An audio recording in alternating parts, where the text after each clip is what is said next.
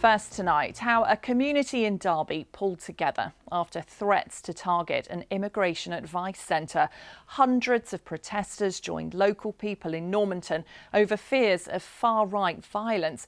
The police were supported by Muslim leaders who urged young people not to be provoked. Our social affairs correspondent Jeremy Ball was there. A show of unity in Normanton.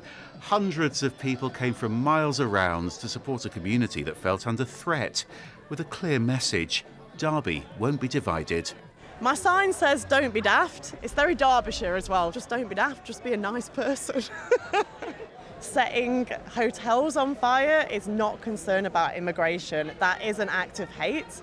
And people that are coming over from other countries are already fleeing war, they're fleeing horrific conditions, and then they get here and they're not welcome, and it's just not on. They came to take a peaceful stand against what was billed as an immigration protest. No one from that protest turned up. But the fear of far-right violence brought hundreds of young men from Normanton onto the streets to defend their community and forced several businesses to close. Staff's fearful. Their families are saying, don't go to work today. What's going to happen? The children are crying. This needs to stop. They could say this every weekend, and we'll have to shut every weekend. How much money do you think you've lost today? Oh, I don't know, mate. Could be £6,000–7,000 a day. I don't know. Could be anything. I'm actually very worried that seeing the extent people have been going to provoke minorities in the community. It is scary. I mean, this is like young males standing around waiting for other males to come in and have a fight. It's absolutely ridiculous, and this is not the solution. And let the police do the work, do not block the road. A local mosque appealed to them to support the police and not to be provoked into taking the law into their own hands. We're working with the police. We're not going to let racist thugs come down here, break our shops. If they cause damage here, who's going to pay the bill? I don't care whether it's black, white or purple people coming here with them ideas and that. Yeah, this is our community, and we won't entertain it. Why should these shops have to shut?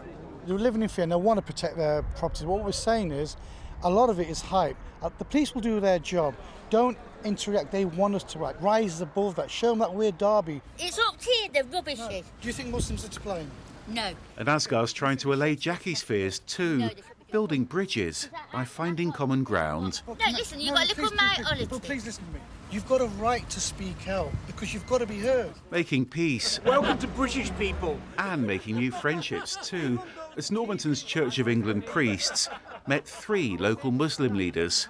The real spirit of Normanton is here, as everyone's out on the streets, enjoying the evening, chatting, building relationships. Over a cup of tea. Over a cup of tea, spiced tea, it's marvellous. We want to say thank you to the EDL for creating such a lovely community event. We were just saying God works in mysterious ways. We haven't stopped talking to each other, have we? And it's been wonderful to spend time together. Thank you, EDL. Yeah. And this, they said, is real Britain, as Normanton breathes a sigh of relief. Jeremy Ball, BBC's Midlands Today, Derby.